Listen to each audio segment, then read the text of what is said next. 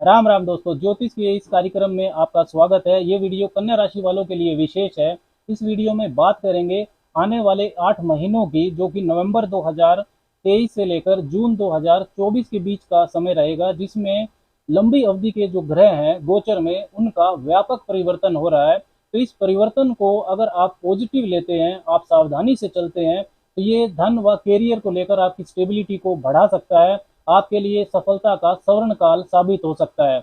देखिए, जब भी कोई इंसान के सफलता के स्वर्ण काल या भाग्य उदय के समय की बात होती है, तो वो बात होती है उस ग्रह की, जब कोई ग्रह आपकी कुंडली में भी वो शुभ स्थिति में हो और जब वो अपनी महादशा या अंतरदशा में लंबी अवधि तक रहे, या गोचर में कम से कम दो या दो से ज्यादा ग्रह शुभ स्थिति में लंबी अवधि तक रहते हैं, तो उसे सफलता का स्वर्ण काल माना जाता है, भाग्य उदय जैसा समय माना जाता है। कन्या राशि वालों के लिए भी नवंबर 2023 से लेकर जून 2024 तक के बीच के 8 महीने इसी तरह के व्यापक परिवर्तन को दिखाएंगे। गोचर में ग्रहों का व्यापक परिवर्तन होगा। तो आप यदि इस पीरियड में सावधानी से चलते हैं, कुछ विशेष आप पॉजिटिव एटीट्यूड रखते हैं, तो आपको विशेष लाभ हो सकता है। देखिए, लंबी अवधि तक एक ही राशि में रहने वाले ग्रह जैसे कि बृहस्पति, शनि, राहु, केतु का महत्व सबसे ज्यादा होता है, क्योंकि जो भी महत्वपूर्ण योजनाएं होती हैं जीवन के विभिन्न क्षेत्रों की, जैसे शिक्षा व करियर में विजन सेट करना, व्यापारिक स्थायित्व लाना, विवाह करने की योजना बनाना, संतान प्राप्ति की इच्छा रखना, इन सब में समय लगता है, योजना बनाकर चलना पड़ता है। इसलिए लंबी अवधि के ग्रह गोचर में जो एक ही राशि में रहते हैं, तो उनका महत्व बहुत बढ़ जाता है। कन्या राशि वालों के लिए भी नवंबर 2023 से जून 2024 के बीच के 8 महीनों में बृहस्पति, शनि, राहु, केतु का व्यापक परिवर्तन हो रहा है।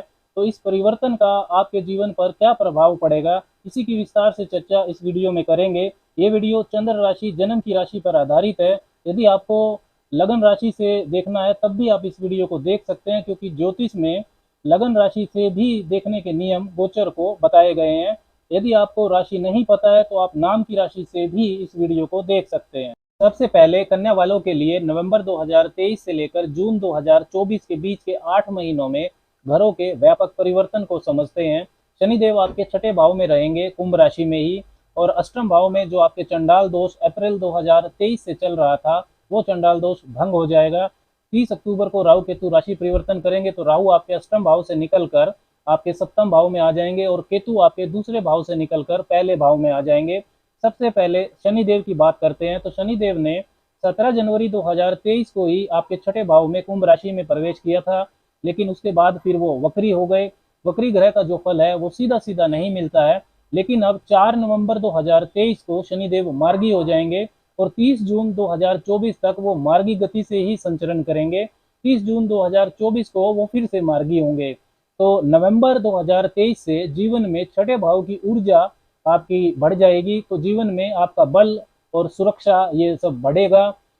Six Lord in the six house, ये एक मजबूत स्थिति बनती है। शनिदेव यहाँ पर शत्रुहंता योग बनाएंगे। कोई भी वाद विवाद, पुराना कोर्ट केस आपको परेशान कर रहा था, तो उससे बाहर आने की संभावना प्रबल हो जाएगी। शनिदेव जुझारू अक्षमता आपकी बढ़ाएंगे, अपनी अक्षमता से ज्यादा मेहनत करने की प्रेरणा आपको देंगे।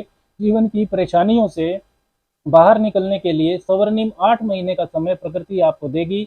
आप अपनी सारी परेशानियों से मेहनत करके बाहर आ सकते हैं। किसी भी तरह के कंपटीशन, राइवलरी को आप जीत सकते हैं। कर्ज, रोग, शत्रु को परास्त कर सकते हैं।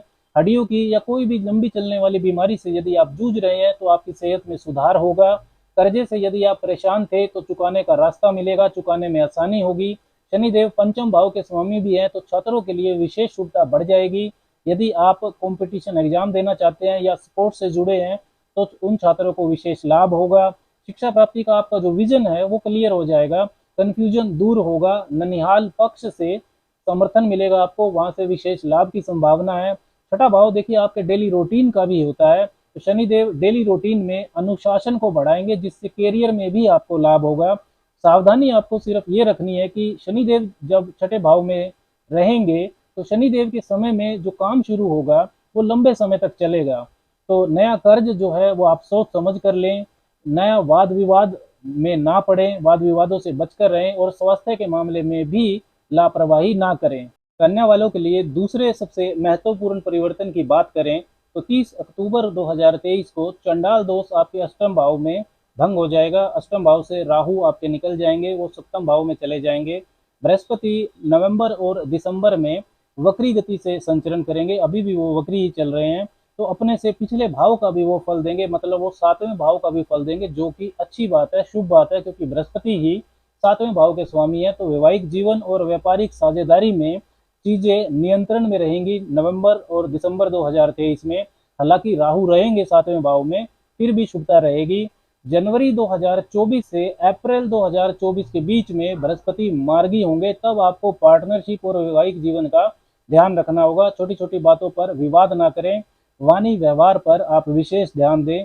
1 मई 2024 को बृहस्पति वृषभ राशि में गोचर कर जाएंगे, आपके अष्टम भाव से निकल जाएंगे, नवम भाव में प्रवेश करेंगे। तब आपके लिए बेहतर व्यापार की और बेहतर वैवाहिक जीवन की परिस्थितियां बनेंगी। उस वक्त आपके लिए विवाह होने का योग भी बनेगा। अष्टम भाव में साधारणतः बृहस्पति का गोचर शुभ नहीं माना जाता है। अचानक उतार चढ़ाव परेशान कर सकते हैं, पाचन तंत्र की समस्या हो सकती है, गुप्त शत्रुओं से भी आपको सावधान रहना होता है। लेकिन इन लाज ससुराल पक्ष से लाभ की स्थितियों को यह दिखाता है, क्योंकि बृहस्पति अष्टम भाव में मित्र राशि में है।